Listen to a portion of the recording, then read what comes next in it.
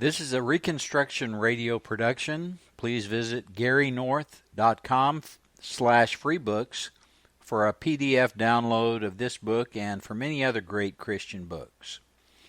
Backward Christian Soldiers, an Action Manual for Christian Reconstruction by Gary North, copyright 1984, published by Institute for Christian Economics. Narrated by Alan Bailey. Chapter 8. Humanism's Chaplains. Talk concerning a Christian world and life view is incredibly cheap. The test is this: what are the sources and standards for constructing a biblical alternative? The most important question of human knowledge is this one: by what standard? Is there some sort of universal reason which provides all mankind throughout all ages with a sufficient basis for making judgments? Or is the very idea of an intellectual neutrality a snare and a delusion? Historically, Christians and secularists have taken both sides. In their attempts to devise a universally valid intellectual defense of the faith, Christian apologists have appealed to natural law, or the law of non-contradiction, or some other common ground methodology. They have hoped that logic might bring rebellious men face to face with the claims of Christ. As Cornelius Van Til has demonstrated in numerous books, this appeal rests on the assumption of human autonomy, that is, the universally valid logic of human minds. It is an invalid presupposition. The only common ground is the sense of God's image in all men. Secularists, especially prior to the mid-1960s, also appeal to natural law or technocratic, non-ideological, pragmatic wisdom in order to convince men of the universal validity of one or another program of social reconstruction. However, since the mid-60s, this appeal increasingly has fallen on deaf ears. Marxists, revolutionaries of all brands, and systematic relativists have rejected the whole idea of a hypothetical universal logic. Marx always rejected the idea. If there is no neutrality in human thought, then there is certainly no neutrality in any society's law structure. Laws are written to prohibit certain actions. These laws rest on the presupposition that certain acts are inherently wrong, according to a particular moral and religious order. There can be no law apart from a moral and religious law order, and this law order cannot possibly be neutral. Social reconstruction. If men are to work out the implications of their religious faiths, then they will attempt to reconstruct the external institutions of society in terms of a particular law order. Only a totally internalized religion can legitimately neglect the task of external renewal. Yet it is very difficult to imagine how such a totally internalized religion might even operate. How can we speak of ethics, human action within the framework of moral law, apart from external effects on other people and the creation? Even a pole-sitting ascetic is making a statement about his relationship with the world, and he has to have someone supply him with food, water, and clothing, not to mention volunteer bedpan services. He is absorbing the scarce economic resources of the creation in his attempt to demonstrate his supposed withdrawal from the affairs of mankind. He is making a statement about the proper way to live in this world, which implies a moral obligation on others either to imitate him or to acknowledge the legitimacy of his activities or inactivities.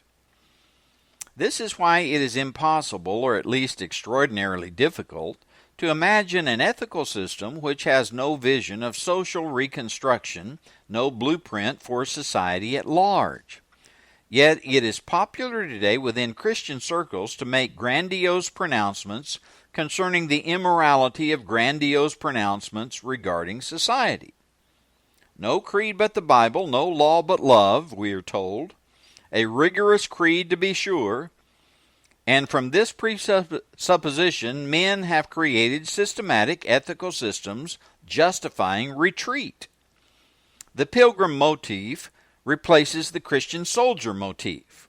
The social irrelevance of modern Christianity is defended on principle, as if social irrelevance were an ethical goal to be pursued in a disciplined fashion. Nevertheless, when we examine the calls for social neutrality, we find that in all known cases, the program of social neutrality winds up baptizing some humanistic program of social order.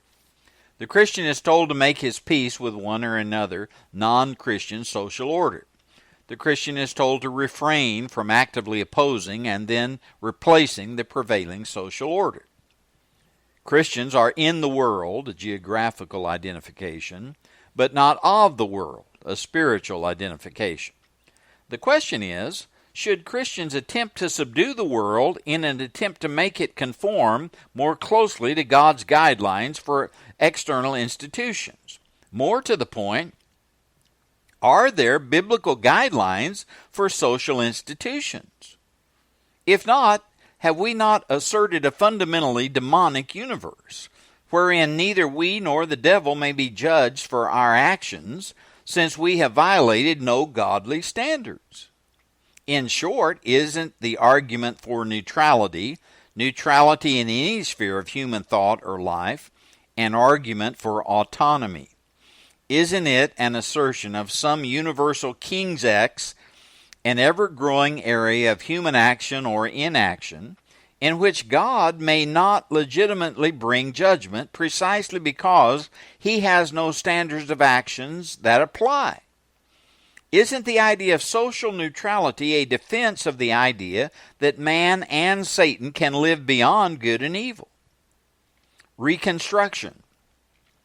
Dr. Martin Lloyd-Jones was one of the most respected preachers in England. His books have been published and widely read in the United States as well. He was trained as a physician, but he left medical practice to become a minister. He became an important advocate of Christian surrender to the world, and because of his prominence, we should examine his blueprint for Christian inaction, or to be more precise, his blueprint for humanistic reformism. Dr. Lloyd-Jones spelled out the details of his thinking in an essay, The French Revolution and After, published in Britain in the book The Christian and the State in Revolutionary Times. His essay makes the following points. 1. Christians must not support the status quo. 2. Christians must work for reform. 3. All explicitly Christian reforms will fail. 4. Political conservatism is anti-Christian. 5. Free market economics must be rejected. These same 5 points can be found in the exposition of seemingly endless proclamations made by respectable, educated, and frequently quoted Christian leaders, especially those in the neo-evangelical camp, the Toronto camp, the reprinting neo-Puritan camp. This is the reigning ideology in the Grand Rapids, Toronto, Wheaton, Edinburgh, London, Amsterdam circuit. Here is the message from Dr. Lloyd-Jones. He admits that we must have a total world and life perspective. The Christian is not only to be concerned about personal salvation, it is his duty to have a complete view of life as taught in the Scripture. Page 101. This is a common theme of most educated Christian leaders, the need for a biblical perspective. It is this statement that is expected to serve as a sort of cleric's collar for truly progressive Christians, a means of distinguishing oneself from modern fundamentalism, whose advocates have not generally bothered themselves with questions of philosophy. Whether you're in Grand Rapids or Wheaton or London or Toronto, Christian academics will tell you of the need for a distinctly Christian perspective. That makes sense. The kicker is found in their universal unwillingness to use revealed biblical law as the blueprint for constructing a Christian alternative. This is absolutely crucial, since without a concrete biblical blueprint, there is nothing left except some humanist blueprint. In short, talk concerning a Christian world and life view is incredibly cheap. The test is this: what are the sources and standards for constructing a biblical alternative? Second, Dr. Lloyd Jones was adamant in opposing three important errors. 1, the status quo. 2, explicitly Christian political reform. 3, otherworldliness. Page 103 to 105. The only trouble is he never says how you can avoid all three simultaneously. The worst evil is the status quo, since historically it has been the greatest danger. Page 102. He minces no words.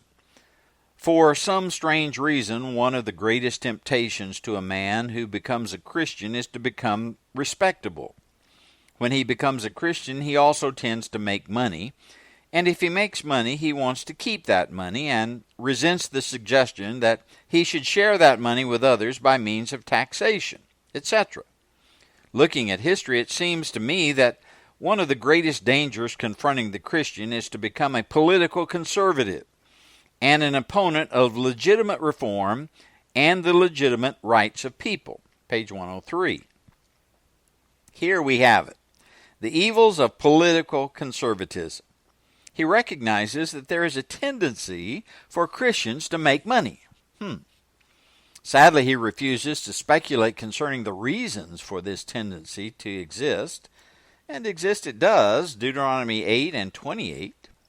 But men who make money don't appreciate being forced by state bureaucrats to contribute money to the care and maintenance of statist power. That is, welfare programs used for the purchase of votes for politicians, what Rushdoony has called the politics of guilt and pity. This, the good doctor argues, is an evil attitude on the part of Christians. They don't like to share their wealth with the state. The state, by implication, has a perfect right to the wealth of hard-working, thrifty, risk-taking Christians who have prospered financially. This is called the legitimate rights of the people. It's also called Keynesianism, interventionism, statism, the new economics, political liberalism, the New Deal, the welfare state, the corporate state, and in the 1930s was known as fascism. It is theft with a ballot box instead of a gun. It is the Christian liberals' rewriting of the Sixth Commandment: "Thou shalt not steal except by majority vote." It is the economics of most voters in Grand Rapids, Toronto, Wheaton, Edinburgh, London, and especially Amsterdam. He recognizes the Anglo-Saxon Protestant nonconformist. Those opposed to an established state church have traditionally been political reformists. These people were defenders of 19th century political liberalism, political equality, but with economic freedom. He also recognizes that those defending the idea of a cultural mandate, Genesis 1:28, tend to be political reformers, as do the Marxist liberation theologians. In his interview in Christianity Today, February the 8th, 1980, he made clear his attitude toward the cultural mandate concept. Carl F. H. Henry asked him, from the perspective of neo-evangelicalism, "Would you agree that even if we might have only 24 or 48 hours to withhold a witness in the political or any other arena is to withdraw prematurely from the social responsibility of the Christian and to distrust the providence of God? Might he not do something even in the last few hours that he had not done before? The closer we get to the end time, isn't it that much more important to address public conscience? Must we not press the claims of Christ in all areas of society and remind people, whether they receive Christ or not, of the criteria by which the returning king will actually judge men and nations?" This is an excellent question. Whether asked by a neo-evangelical or neo-Darwinian or a Christian Reconstructionist, Dr. Lloyd Jones' answer was quite explicit. No, I'm afraid I don't agree. It seems to me that our Lord's own emphasis is quite different, even opposed to this. Take Luke 17, where we read, "As it was in the days of Noah, so it shall be also in the days of the Son of Man. They did eat, they drank, they married wives, until the day that Noah entered into the ark and the flood came." You can't reform the world. That's why I disagree entirely with the social and cultural mandate teaching and its appeal to Genesis 1:28. It seems to me to forget completely the fall. You can't Christianize the world.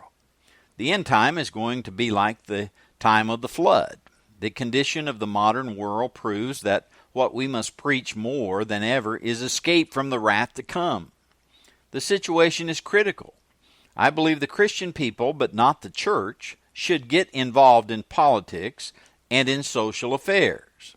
The kingdom task of the church is to save men from the wrath to come by bringing them to Christ. This is what I believe and emphasize. The main function of politics, culture, and all these things is to restrain evil. They can never do any ultimate positive work. Surely the history of the world demonstrates that. You can never Christianize the world. End quote. This tends to be the answer of the older fundamentalism. Escape from the wrath to come, forget about Christian reconstruction of the world. But what does he expect Christian people to do? Of course, it is not normally the task of the institutional church to get into the political arena. But that isn't the question. What about Christian men and women in voluntary political or other organizations? What can they expect to accomplish? Hardly anything, says the good doctor. They are in a losing battle. As he wrote in his 1975 essay, "We are now back to the New Testament position. We are like New Testament Christians. The world can never be reformed, never. That is absolutely certain. A Christian state is impossible. All the experiments have failed. They had to fail. They must fail. The apocalypse alone can cure the world's ills. Man, even at his best, even as a Christian, can never do so. You can never make people Christian by acts of parliament. You can never Christianize society. It is folly to attempt to do so. I would even suggest it is heresy to do so." Here is his constant theme. Men are sinful, the world is fallen, therefore perfection is impossible. As he told Carl Henry, the cultural mandate was given to Adam before the fall. We live as in the days of Noah. What he conveniently neglects, and he could not conceivably be ignorant of the passage, is that God gave the same cultural mandate to Noah after the flood in Genesis 9, 1-7. It should be obvious why Dr. Lloyd Jones conveniently neglects that passage. It spells the doom of his entire misinterpretation of the Bible. We cannot escape the moral burden of the cultural mandate, what I have called the dominion covenant, just because of man's ethical rebellion. We are the sons of Noah. Christian reconstruction is supposedly impossible. However, we can work as Christians for reform. He calls status wealth redistribution legitimate reform. He then appeals to the tradition of Abraham Kuyper. I find his conclusions most illuminating, especially in regard to the similarities drawn by Lloyd Jones between the political careers of the Netherlands' Kuyper and Britain's first radical prime minister, Lloyd George. Nevertheless, quote, "Nevertheless, government and law and order are essential because man is in sin, and the Christian should be the best citizen in the country. But as all are sinful, reform is legitimate and desirable. The Christian must act as a citizen and play his part in politics and other matters in order to get the best possible conditions. But we must always remember that politics is the art of the possible, and so the Christian must remember as he begins that he can only get the possible. Because he is a Christian, he must work for the best possible and be content with that which is less than fully Christian. That is what Abraham Kuyper seems to me to have done. I have recently read the life of Kuyper again, and it is clear that his enactments as Prime Minister and head of the government were almost identical with the radicalism of Lloyd George. They were two very different men in many ways, but their practical enactments are almost identical. The chief respect in which they differed was in their view of education. Page 108, end quote. This is damning Kuyper with faint praise. Kuyper wanted government subsidies to Christian schools, while Lloyd George wanted the destruction of all private education. Both men were caught up in the ideology of economic interventionism by the state, and this tradition still dominates the Toronto, Amsterdam, Grand Rapids Dutch tradition, as well as the British Protestant tradition.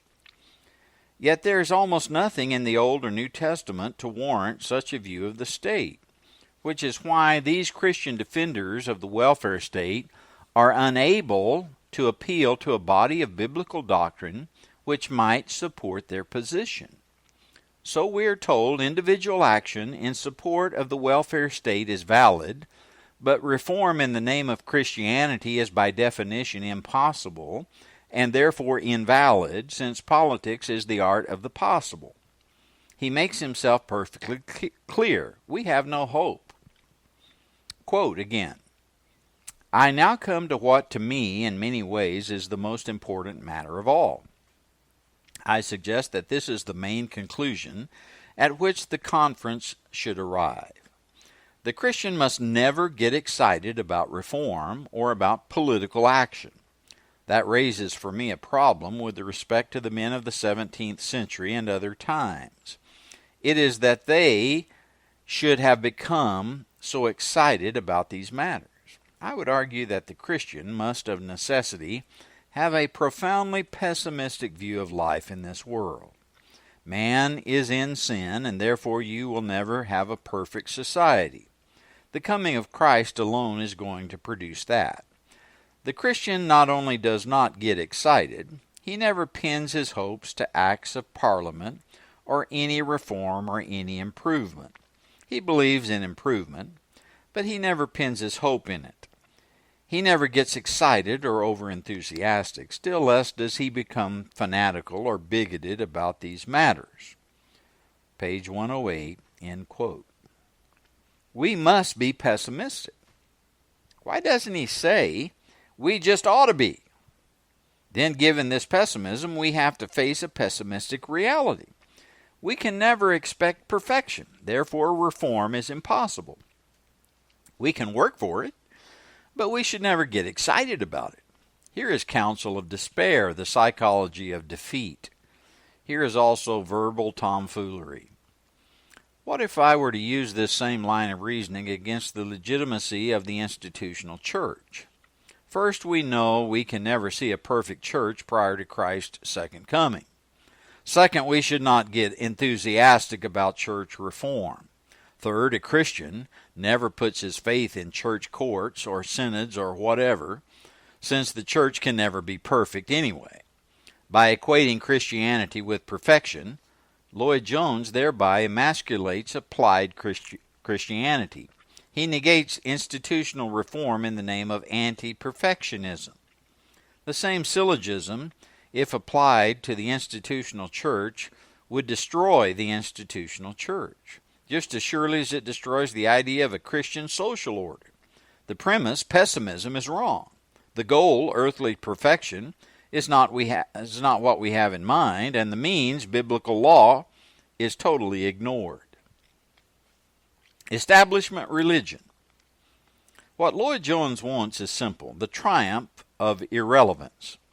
If he didn't want it, he wouldn't argue so vehemently for its inevitability, especially in the face of the biblical testimony favoring victory in time and on earth, not perfection, but victory. See J.M. Kick's The Eschatology of Victory, published by Presbyterian and Reformed Publishing Company in New Jersey. I am reminded of C.S. Lewis's words, "In a sort of ghastly simplicity, we remove the organ and demand the function. We made men without chest and expect of them virtue and enterprise. We castrate and bid the geldings to be fruitful." The Abolition of Man, page 35. What he calls for, and for what the overwhelming majority of widely read, academically respectable Christians call for, is the defense of the status quo of the late 20th century. The modern status quo, being Darwinian or Marxist, or in some other way evolutionistic, is based on the idea of change, whether reformist or revolutionary. It wants more government, not less; more state welfare, not less; more coercively enforced economic equality, not less; more taxation of the productive, not less. The modern status quo is the status quo of constant change, government-enforced experimentation. This is the legacy of the French Revolution, which Lloyd Jones is so worried about, yet he has adopted, though without its original optimism. He wants an economy of tinkering bureaucrats, for that is what the welfare state invariably produces, and he wants a welfare state. Because the language of the modern status quo is the language of change, our modern academic, non-fundamentalist Christians can wrap themselves in the flag of progress and change, when that flag is in fact the flag of the status quo. They can ignore biblical reconstruction. Indeed, they feel compelled to oppose biblical reconstruction, which would forever abolish the humanist welfare state, with its constant economic intervention. These men are defenders of the humanist evolutionary state. They are chaplains of humanism's bureaucracy. They are the transmission belt of Fabianism in the world of evangelical Christianity. Their job is to keep the silent Christian majority forever silent, or where the majority is no longer Christian, to keep the Christian minority fearful, despondent, and impotent. They have done their job very well. They have been supremely victorious in this century in promoting the psychology of perpetual Christian defeat. Chaplains for the status quo, they have paraded in the uniforms of impossibility thinking, the impossibility of Christian reconstruction in today's society of humanistic evolutionism. What Lloyd Jones really resented was the free market. He shared his resentment with others in the Grand Rapids, Toronto, Wheaton, Edinburgh, London, Amsterdam axis. He reserved his worst epithet for the free market Arminian. Arminianism overstresses liberty. It produced the laissez-faire view of economics, and it always introduces inequalities, some people becoming enormously wealthy and others languishing in poverty and destitution. Page 106. Get this. The free market introduces inequality. It apparently wasn't there before. This is not only poor logic, but it is inaccurate historically. As the voluminous researches of Professor P.T. Bauer and other economists have demonstrated, the free market reduces economic inequality, and it also erodes the barriers, the status quo status barriers, that tend to prevent upward and downward economic mobility. What is so unique about Lloyd Jones' resentment? Nothing. It is the standard run-of-the-mill pap that has been stuffed into the heads of 2 generations of American college students and 3 generations of British college students. It is the same old Fabianism, the same old Keynesianism. It is the status quo. So, using the language of anti-status quo, Dr. Lloyd Jones joined the ranks of the ordained chaplaincy of humanist conformity. He was a conformist, and he was therefore granted the right to use the language of progressive reformism, so long as it was not promoted in the name of Christianity, so long as it has abandoned any appeal to Old Testament law, and so long as it abandoned hope. Is it any wonder that leadership like this has produced generations of socially impotent Christians? Is it any wonder that humanism in the form of the welfare state has triumphed? In the realm of society, the salt has lost its savor. We have been afflicted with chaplains who have actively promoted savorless salt. The sheep need better shepherds. They need shepherds who are not front men for political humanism's wolves. The Reconstructionist Radio Podcast Network brings to you a complete lineup of podcasts where you will hear practical and tactical theology. Our desire is not simply that you consume our shows, but that you also live out your faith in every area of life. We can talk all day long about these things, but if we fail to put them into practice, then we fail as ambassadors of Jesus Christ, our King. Subscribe now to your favorite Reconstructionist Radio Podcast Network shows, or you can subscribe to the Reconstructionist Radio Master Feed, where all of the content we produce, including the audiobooks and audio articles, will pop up as soon as they are available. And don't forget to visit reconstructionistradio.com to volunteer as a narrator or to partner with this ministry financially. May the Holy Spirit stir you into action for Christ and His kingdom.